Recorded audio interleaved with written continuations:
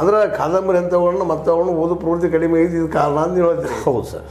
ಮತ್ತು ಒಂದು ಹಾಗಾದ್ರೆ ಇವತ್ತು ಈ ಪುಸ್ತಕದ ಬರ್ತಾ ಇದೆ, ಮತ್ತೊಂದು ಬರ್ತಾ ಇದೆ, ಇದರಲ್ಲಿ ಡಿಜಿಟಲ್ ಮೀಡಿಯಾದಲ್ಲೇ ಬರ್ತಾ ಇದೆ. ಅದನ್ನು ಅಡಾಪ್ಟ್ ಮಾಡ್ಕೊಳ್ಳಿಕ್ಕೆ ಇವರಿಗೆ ಸಾಧ್ಯ ಇಲ್ಲ ಅಂತೀರಿ ನೀವು ಇವತ್ತಿನ ನಮ್ಮ ಕವಿಗಳಿಗೆ, ಕಲಾಕಾರರಿಗೆ, ಕವಿಗಳಿಗೆ ವಿಶೇಷವಾಗಿ? ಸರ್ ಮಾಡಲಿಕ್ಕೆ ಸಾಧ್ಯ ಅದ ಸರ್. ಆದರೆ ಏನು ರೀ, ಈಗಿನ ಕವಿ ಕಲಾವಿದರು ಏನು ಮಾಡ್ತಾರೆ ರೀ, ಈ ನಮ್ಮ ಕವಿಗಳಾಗಲಿ ಸಾಹಿತಿಗಳಾಗಲಿ ಕಲಾವಿದರ ಮುಖ್ಯ ಉದ್ದೇಶ ಅಂದ್ರೆ ಏನು ಸರ್, ಸಾಮಾಜಿಕ ನ್ಯೂನ್ಯತೆಗಳನ್ನು ಎತ್ತಿ ತೋರಿಸಿ ಅಂದರೆ ಪ್ರತಿಫಲಿಸಿರಿ ಅಂದರೆ ಅಲ್ಲಿ ಒಂದು ನ್ಯೂನ್ಯತೆಗಳನ್ನು ತಿದ್ದುವಂಥ ಕಾರ್ಯವನ್ನು ಸಾಹಿತಿಗಳು ತಮ್ಮ ಒಂದು ಕಾವ್ಯದಲ್ಲಾಗಲಿ ರೀ ಅಥವಾ ಅವ್ರ ಕಥೆಗಳಲ್ಲಾಗಿ ಮಾಡಬೇಕು ಸರ್. ಅದನ್ನು ಬಿಟ್ಟು ಹಾಂ ಸರ್ ಅವರು ತಮಗೆ ಬಂದಂಗೆ ಒಂದು ಸಾಹಿತ್ಯವನ್ನು ರಚನೆ ಮಾಡಿದ್ದಾದ್ರೆ ಸರ್, ಇನ್ನೇನು ಸರಿ ಅವ್ರ ಬೆನ್ನು ಅವ್ರು ತೊಟ್ಟದು, ಅವ್ರ ಬೆನ್ನು ಅವ್ರು ತೊಟ್ಟದು. ಯಾಕಂದ್ರೆ ಅದನ್ನು ನಾವು ಇವತ್ತು ನೀವು ಒಂದಾಗಿ ಹೇಳ್ತಾ ಇದ್ದೀನಿ ಇವತ್ತು. ಹಾಂ ಸರ್. ಈಗ ನಿಮ್ದು ಏನೋ ಒಂದು ಬಿಡುಗಡೆ ಬೇಕು ಆಗ್ತಾ ಇದೆ. ನೀವು ಎಷ್ಟು ಪುಸ್ತಕ ಬರೆದಿರಿ ಸರ್ ಇಲ್ಲಿ? ನಾನು ಸರ್ 23 ಪುಸ್ತಕಗಳನ್ನು ಬರೆದೆ ಸರ್, ಪ್ರಕಟ ಆಗಿದ್ದಾವ್ರಿ. ಆದರೆ ನನಗೆ ಬರಿಬೇಕಾದ್ರೆ ಏನು ಅನಿಸ್ತದೆ ಸರ್, ನಾನು ನಿಜವಾಗಿ ನನ್ನ ವೈಯಕ್ತಿಕ ಹೇಳ್ಬೇಕಾದ್ರೆ ಸರ್, ನಾನು ದೂರ ಸಂಪರ್ಕ ಇಲಾಖೆ ಟೆಲಿಫೋನ್ ಡಿಪಾರ್ಟ್ಮೆಂಟಾಗಿದ್ದವ್ರು ರೀ. ಸುಮ್ಮನೆ ನನಗೆ ಏನಿರ್ತಾರೆ ಮನಸ್ಸಿನ ಒಂದಿಲ್ಲ ಭಾವನೆಗಳನ್ನು ಕೆಲವೊಂದು ನನಗೆ ರೀ ವಿರೋಧ ಮಾಡುವಂಥ ಒಂದು ಶಕ್ತಿನೂ ಇರಲಿಲ್ಲ ರೀ.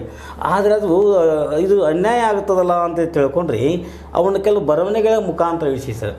ನಿಮಗೆಲ್ಲ ಗೊತ್ತಿರುವಂಥ ಕೆಲವು ಸರ್ ನನ್ನ ಕವನಗಳು ರೀ, ಈ ಭ್ರಷ್ಟಾಚಾರ ಬಗ್ಗೆ ನಿಮಗೆ ಹೇಳಿದ್ದೀನಿ ರೀ. ಮುಂದುವರೆದು ಈಗ ಅದರ ಜೊತೆಯೊಳಗೆ ಸರ್ ಏನು ಸರ್ ನಾನು ಏನು ಹೇಳಬೇಕಾಗ್ಯದ, ಸಮಾಜವನ್ನು ಹೆಂಗೆ ತಿದ್ದಬೇಕಾಗ್ಯದ, ಆ ಶಬ್ದಗಳ ಮುಖಾಂತರ ಸಾಹಿತ್ಯದ ಮುಖಾಂತರ ಹೇಳುವುದರಿಂದ ರೀ ಓದುಗರಿಗೆ ಏನಾಗುತ್ತೆ ಸ್ವಲ್ಪ ಅದೆಷ್ಟೋ ಪರಿಣಾಮಕಾರಿ ಆಗ್ತದೆ. ಮತ್ತು ಸರ್ ಎಂದು ವಾಸ್ತವಿಕತೆಯನ್ನು ನಾವು ಅರಿತುಕೊಂಡು ಸಾಹಿತ್ಯ ರಚನೆ ಮಾಡಬೇಕು ಸರ್. ಆದರೆ ಬಹಳ ಜನ ಕವಿಗಳದ್ದು ಲೇಖಕರದ್ದು ಕಹಿ ಅನುಭವ ಏನಪ್ಪ ಅಂದ್ರೆ, ಹಾಂ ಸರ್, ಇವತ್ತು ಓದುಗರಿಲ್ಲ, ನಾವು ಬರಿತಾ ಇದ್ವಿ, ನಾವು ಬದುಕೋದು ಕಷ್ಟದ, ಯಾವ ರೀತಿ ಬದುಕಬೇಕು, ಪ್ರಿಂಟ್ ಹಾಕ್ಸ್ಲಿಕ್ಕೆ ಆಗೋದಿಲ್ಲ. ಒಂದು ಪುಸ್ತಕ ಪ್ರಿಂಟ್ ಹಾಕ್ಬೇಕಾದ್ರೆ ಮಿನಿಮಮ್ ಒಂದು 45,000 ರೂಪಾಯಿ ಹಾಕಬೇಕು. ಹಾಕಿದ್ದು ಹೊರಡೆ ಬರುವುದಿಲ್ಲ ಮನೆ ಬಂಡವಾಳ.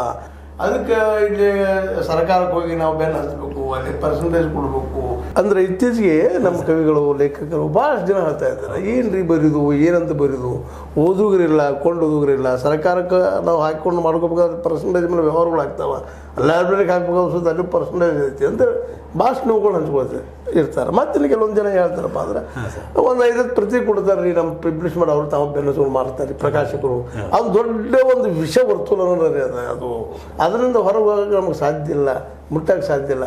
ಮತ್ತು ನಮ್ಮ ಪುಸ್ತಕಗಳನ್ನ ಸರಿಯಾಗಿ ಓದಿ ಅದನ್ನು ಸೆಲೆಕ್ಷನ್ ಮಾಡಿ ಹಾಕಿದ್ರೆ ನಮ್ಗೆ ಒಟ್ಟು ಬದುಕೋದಕ್ಕೆ ಅನುಕೂಲ, ಅದು ನಾವು ಬರಲಿಕ್ಕೆ ಸಾಧ್ಯ ಇದೆ ಅನ್ನೋಂಥ ಹೇಳ್ತಾರೆ. ಭಾಳ ಜನ ಸೋತು ಓಡಿ ಬರ್ತಾ ಇದ್ದಾರೆ. ಭಾಳಷ್ಟು ಕವಿಗಳು ಪಾಪ ಬರದ ಬಡವಾಗಿನಪ್ಪ, ನನಗೇನೂ ಆಗಿಲ್ಲ, ಬರೆಯೋಕೆ ಹೋಗ್ಬೇಡ, ಬರೆಯವ್ರನ್ನ ಕಂಡು ಪಾಪ ಅಳವಳಂಥ ಪರಿಸ್ಥಿತಿ ಬಂದು. ಇದಕ್ಕೆ ತಮ್ಮ ಅಭಿಪ್ರಾಯ ಸರ್? ನೀವು ಮಾತಾಡಿದ ಮಾತು ಸತ್ಯ ಅದ ರೀ. ಯಾಕಂದ್ರೆ ಸರ್ ಈ ಪ್ರತಿಯೊಬ್ಬ ಮನುಷ್ಯ ಏನೈತೆ ಸರ್ ತನ್ನದೇ ಆದ ಒಂದು ವೈಯಕ್ತಿಕ ಸ್ವಾರ್ಥದ ಅಪೇಕ್ಷೆ ಮಾಡ್ತಾನೆ ಸರ್. ಪ್ರಕಾಶಕರಾಗಲಿ ಅವ್ರು ತಮ್ಮದೊಂದು ರೀ, ಲೇಖಕರಿ ತನ್ನ ಒಂದು ಇದನ್ನು ಮಾಡ್ತಿರ್ತಾನೆ ರೀ. ಅದಕ್ಕಾಗಿ ಸರ್ ನನಗೆ ಅನಿಸಿದ ಮಟ್ಟಿಗೆ ಏನೈತೆ ಸರ್, ನಾವು ಸರ್ ಸಾಹಿತ್ಯವನ್ನು ಯಾವ ರೀತಿ ಬರಿಬೇಕಂತಂದ್ರೆ ವಾಸ್ತವಿಕ ಒಂದು ಪ್ರಜ್ಞೆ ಇಟ್ಟುಕೊಂಡು ಬರೆದದ್ದಾದ್ರೆ ರೀ ಪುಸ್ತಕಗಳು ಸೇಲ್ ಆಗ್ತಾವೆ ಸರ್. ಒಂದು ಎಕ್ಸಾಂಪಲ್ ಅಂದ್ರೆ ಸರ್ 1994ನೇ 95ನೇ ಇಸ್ವಿಯೊಳಗೆ ರೀ ಅಕ್ಷರ ಪ್ರಭಾ ಗಾಳಿ ಐತೆ ಸರ್.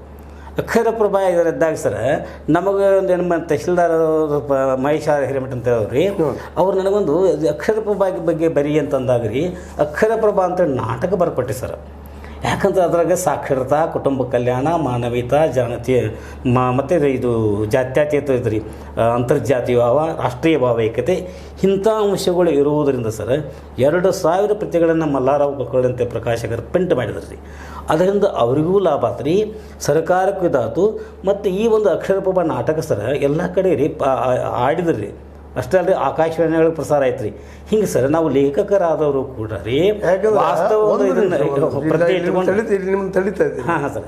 ಯಾಕಂದ್ರೆ ನಿಮಗೆ ಒಂದು ಬದುಕಿಗೆ ಒಂದು ಉದ್ಯೋಗ ಅದ, ಬರೋಬರಿ ಸರ್, ಬರೋಬರಿ. ಈಗ ಅದು ರಿಟೈರ್ ಆಗಿದೆ. ಆದರೆ ಕೆಲವು ಜನ ಅದನ್ನ ನಂಬೆ ಅದನ್ನ ಕಾಶ್ ಅದನ್ನ ಬಿಡಿದಂತಾರಲ್ರಿ. ಅಂದ್ರೆ ಬದುಕಿ ಮನೆ ಅಂದ್ರೆ ಒಂದು ಮಗು ಇರ್ತದೋ, ಒಂದು ತಾಯಿ ಇರ್ತಾಳ, ಅಪ್ಪ ಸಲಿಕೊಂಡು ಹೋಗುವಷ್ಟ ಇವತ್ತು ನಮ್ಮ ಕರ್ನಾಟಕದ ಕವಿಗಳಿಗೆ ಸಾಧ್ಯ ಆಗ್ತಾ ಇಲ್ಲ. ಸರಿ, ಸಾಧ್ಯ ಅಂದರೆ ಸರ್ ವಾಸ್ತವಿಕತೆಗೆ ಸ್ಪಂದನ ಆಗುವಂಥ ಸಾಹಿತ್ಯವನ್ನು ರಚನೆ ಮಾಡಬೇಕು ಸರ್. ಯಾಕಂದ್ರೆ ನಿಮಗೆ ಹೇಳಿದ್ರಲ್ಲ ಸರ್, ಈ ಕೆಲವೊಬ್ಬರೇ ಸಾಹಿತ್ಯವನ್ನು ಬದುಕಿ ಸಾಹಿತ್ಯದಿಂದ ಬಾಳಿದವರು ಅದಾರ ರೀ, ಅದರಿಂದ ಕೀರ್ತಿ ಪ್ರಯಾರ ಆರಂಭದಲ್ಲಿ ಹೇಳಿದ್ದೆ ನಿಮ್ಗೆ ಅಂತವ್ರು ಎಸ್ ಎಲ್ ಭೈರಪ್ಪನಂತವ್ರಾಗಿರ್ಬೋದು, ಶಿವರಾಮ್ ಕಾರಂತ್ ಅಂತವ್ರು ಇಡೀ ಬದುಕನ್ನು ಬಡತನದಲ್ಲಿ ಕಳೆದ್ರಿ. 8ನೇ ಸಲುವಾಗಿ ಶಿವರಾಮ್ ಕಾರಂತರು ಸಾಕಷ್ಟು ನೋವನ್ನು ಅನುಭವಿಸಿದ್ದು ನಾವು. ನಮ್ಮ ಬೇಂದ್ರೆ ಅವ್ರಿ, ಡಾಕ್ಟರ್ ಬೆಟಗೇರಿ ಕೃಷ್ಣ ಶರ್ಮ ಅವ್ರಿ, ಇವರೆಲ್ಲ ಸರ ಸಾಹಿತ್ಯವನ್ನು ನಂಬಿ ಬದುಕಿದವ್ರಿ. ಸಾಹಿತ್ಯದೊಳಗನ ತಮ್ಮ ಸಂತೃಪ್ತಿಯನ್ನು ಕಂಡವ್ರಿ. ಮತ್ತು ಸಾಹಿತ್ಯದಿಂದ ರೀ ಅವ್ರು ಇವತ್ತು ಕೀರ್ತಿ ಪ್ರಾಯರಾಗಿದ್ದಾರೆ ರೀ. ಅದಕ್ಕಾಗಿ ಸರ ಇವತ್ತಿನ ಒಂದು ಸಾಹಿತ್ಯಗಳಿಗೆ ಏನಾಗಿದೆ ಸರ್,